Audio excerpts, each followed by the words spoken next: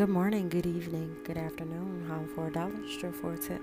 This is your girl J.O.E. I am back with another episode of Murder, Mystery, and Mayhem and Conspiracy Theories. I know I'm officially almost 15 episodes late, but I'm here to just double up until I'm caught back up because I said I was going to give y'all an episode for each day. So, today's episode, I am reading from the Annotated African American Folktales book, and this is about the mermaid. Before they had any steamships, ships were sailed by sails, across the Atlantic. The Atlantic was 15 miles deep, and there were mermaids in those days, and if you called anyone's name on the ship, the mermaid would ask for it and say, "Give it to me." And if you didn't give it to them, they would capsize the ship. So the captain had to change the men's name to different objects like hatchet, axe, hammer, furniture. Whenever he wanted a man to do something, he had to call him Hammer. Go on the deck and look out. The mermaid would holler, "Give me a hammer." So they threw a hammer overboard to her, and the vessel would proceed on. The captain might say, "Axe, you go on down in the kindle room and start a fire." I'm sorry about that. And start a fire in the boiler. It's going dead. Then the mermaid said, "Give me axe." So they threw an axe. The next day he says, "Suit of furniture, go down in the stateroom and make up those beds." And the mermaid yelled, "Give me suit of furniture." So they had the whole suit of furniture overboard. One day, he made a mistake and forgot to say a piece of object. "Sam, go in the kitchen and cook us some supper."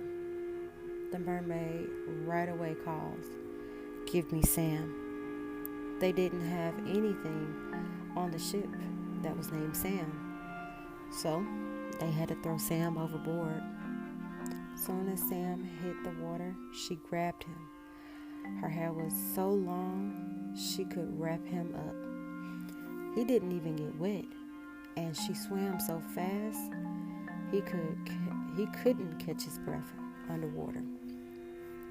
When she got him, she goes in, unwrap him. Sam's out of her hair and says, "Ooh, you sure do look nice. Do you like fish?" Sam says, "No, I won't even cook a fish." "Well, we'll get married." So the mermaid and Sam got married. After a while, Sam began to step out with other mermaids. His girlfriend became jealous of him and his wife, and they had fought over Sam. The wife whipped her and told her, "You could not see Sam never again." She says, "I'll get even with you." So one day, Sam's girlfriend asked him, "Didn't you want to go back to his native home?" He says yes. So she grabbed him, wrapped him in her hair, and swam the same fastness as his wife did when she carried him down there from the beginning. So, of course, he still couldn't catch his breath. When she came to the land, she put him onto the ground on the bank. Now, if he can't do me no good, he sure won't do her no good. That was Sam's experience in the mermaid's home in the bottom of the sea.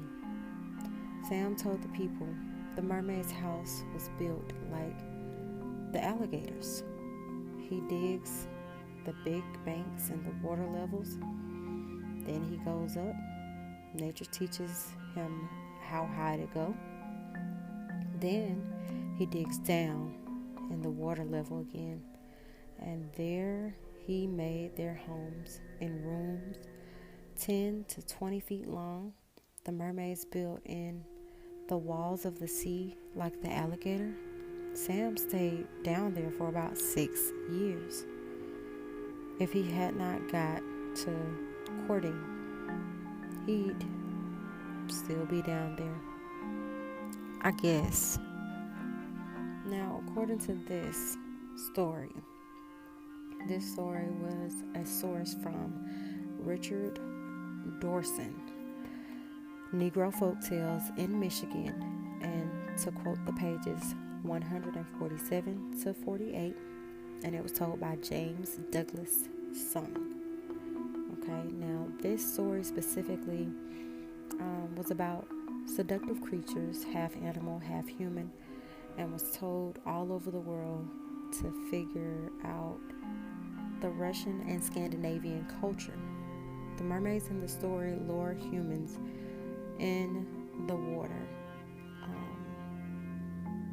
and they would basically accrue human souls through the love of the mortal. And that's just one of my little stories. I hope you have a spooky night.